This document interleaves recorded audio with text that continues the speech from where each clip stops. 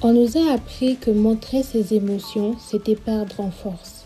Que pleurer, douter, ressentir trop fort, c'était être faible. Bienvenue dans ce nouvel épisode de Podmas. J'espère que tu vas bien, que tu prends soin de toi, là où tu es et comme tu es. Aujourd'hui, j'aimerais parler d'un sujet que j'apprends encore moi-même à déconstruire, dont la vulnérabilité. Ce n'est pas une leçon, ce n'est pas une vérité absolue. C'est simplement ce que je découvre, ce que je désapprends et ce que j'essaye d'appliquer. Pourquoi associons-nous la vulnérabilité avec une faiblesse ? Très souvent, cette association vient de l'éducation, de la culture ou de la société. On grandit avec l'idée que être trop fort veut dire ne rien montrer. Être solide, c'est ne pas pleurer. Être mature, c'est garder pour soi.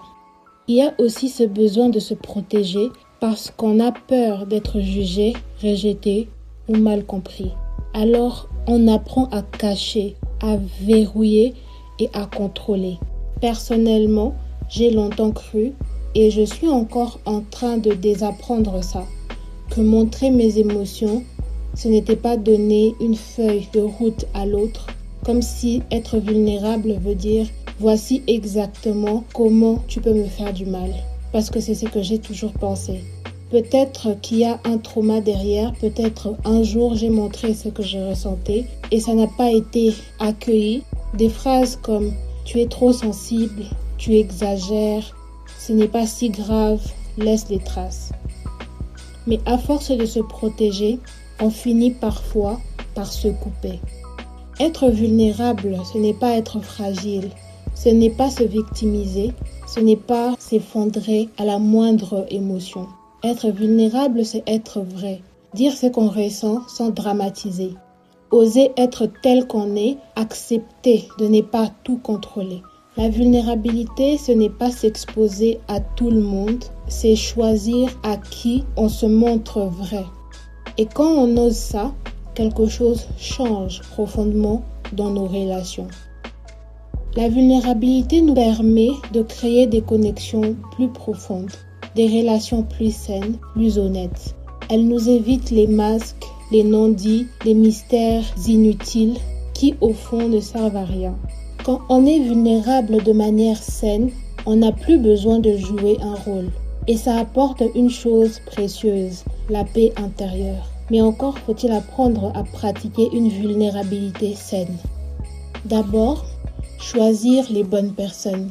Et là-dessus, je me considère chanceuse. J'ai des gens autour de moi qui me veulent du bien, qui sont attentifs et qui accueillent ce que je ressens, même quand je me plains un peu trop. Ensuite, mettre des mots sur ses émotions. C'est quelque chose que j'ai appris récemment. Quand tu ne te sens pas bien sans savoir pourquoi, prends un moment, fais de l'introspection, essaie de comprendre ce qui se passe à l'intérieur avant de parler à l'extérieur. Être honnête sans se juger. Dire ce qu'on ressent sans chercher à convaincre. Et accepter que tout le monde ne te comprendra pas, tout le monde ne veut pas te comprendre et ce n'est pas grave. Parce qu'au fond, la vulnérabilité n'est pas une faiblesse, c'est un courage. Tu n'es pas faible parce que tu ressens, tu n'es pas trop parce que tu ressens, tu es simplement humain.